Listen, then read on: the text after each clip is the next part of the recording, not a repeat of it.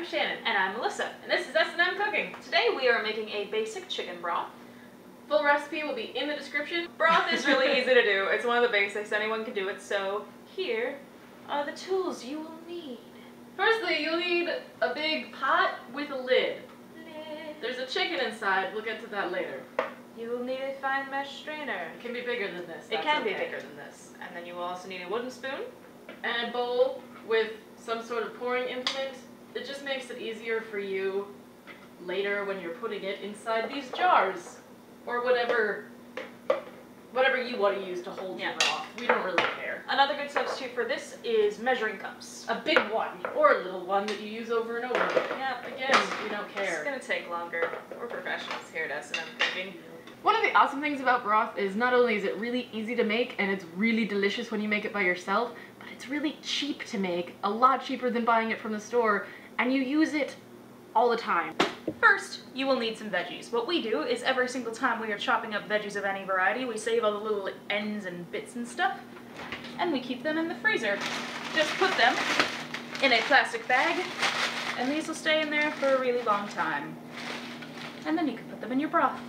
If you're making a meat broth, you are going to need some form of meat to draw broth from.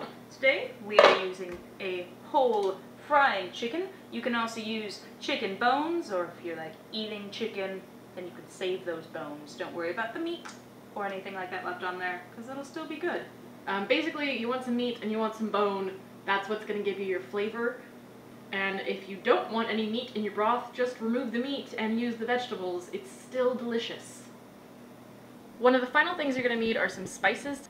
Do what makes you happy. Leave out the things you hate, put in the things you love. This is about your cooking, not ours.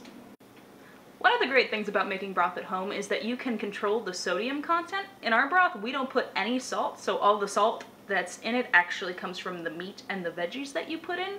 So this is much healthier than store-bought broth, which always has added salt and added sodium in it. Now it is time to assemble your broth.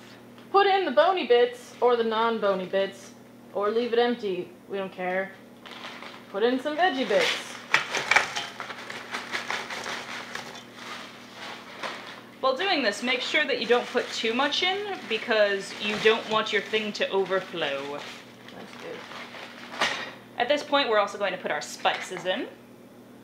Rough measurements. Again, this is not exact science. We'll get to that in the baking portion of today. That was sage, a little bit of orange zest, not that much. Celery seed, celery is good flavor. So cumin. You won't really taste the cumin, it adds a warmth that I like. There is a little bit of salt in here, but it's so little that I don't really care. Another thing about broths is, in here, we aren't actually grinding any of the stuff. If it's pre-ground, just go ahead with the pre-ground, but like the peppercorns, we're putting in whole, because all these spices and stuff like that, you're gonna strain out in the future anyway, so it's just there to add flavor while it's cooking.